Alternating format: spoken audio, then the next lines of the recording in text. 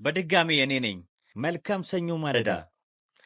ብዙ ህልሞች በልባችሁ ውስጥ አሉ፣ ብዙ እቅዶች፣ ብዙ መሻቶች። ነገር ግን አቅም ስለሌላችሁ አይደለም፣ ፍርሃት በልባችሁ ውስጥ ስላለ ነው። ፍርሃት የብዙ ሰዎችን ህልም፣ እቅድና መሻት አምክኗል። መጽሐፍ ሲናገር እንደዚህ ይላል። ሁለተኛ ጢሞቴዎስ ምዕራፍ 1 ቁጥር 7 ላይ እግዚአብሔር የኃይል የፍቅር ራስንም የመግዛት መንፈስ እንጂ የፍርሃት መንፈስ አልሰጠንምና።